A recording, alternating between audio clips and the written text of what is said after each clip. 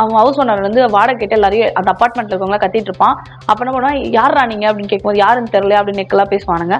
அப்ப வந்து சொல்லுவான், உனக்கு என்ன காசு தானே அப்படின்னு சொல்லிட்டு இப்படி கிளாப் தட்டுவானுங்க. பாடி கார்டு கேர்ள்ஸ் வந்து அப்படியே சூட்கேஸ் ஃபுல்லா கேஷ் எடுத்துட்டு வருவாங்க.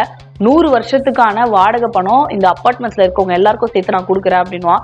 எப்படி இவனுங்க பணக்காரானுங்கன்னு தெரியாம அங்க இருக்கவங்கள ஹாப்பியா கை தட்டுவாங்க. ஆனா ஜாலி ஆயிடுவாங்க. ஸோ இப்படி போயிட்டு இருக்கும். அப்புறம் என்ன பண்ணுவானுங்க, சரி நம்ம வீடு வாங்கலாம் அப்படின்னு சொல்லிட்டு என்ன பண்ணுவாங்க, பணத்தை எடுத்துக்கிட்டு ஒரு இடத்துக்கு போவானுங்க. அங்க போயிட்டு என்னன்னா, அது வந்து பெரிய ரியல் எஸ்டேட் பண்ற இடத்துல அப்பார்ட்மெண்ட் சேல் பண்ணுவாங்க. அப்பார்ட்மெண்ட் வாங்குறதுக்காக அங்க போனா சீனியர் இருக்காங்க, அவன் அங்க பிளாட் வாங்க வந்திருப்பான். அவங்க கிட்ட ஒரு 500 மில்லி கம்மியா இருக்கும். அங்க அந்த பொண்ணு இந்த இந்த பில்டிங் தான் வேணும்னு சொல்லுவான். அவன் வந்து இல்ல 500 மில்லியன் வந்து கம்மியா இருக்கணும். இவனுங்க என்ன பண்ணணும், நீங்க எதுக்குடா இங்க வந்தீங்க பிச்சைக்கார பசங்களா, இது வந்து நீங்க என்ன சும்மா டிராயிங் பண்ணி விற்கிற இடம் நினைச்சிங்களா, மார்க்கெட் ஒன்றும் கிடையாதுன்னு ஒரு மாதிரி நெக்கலா சொல்லுவான்.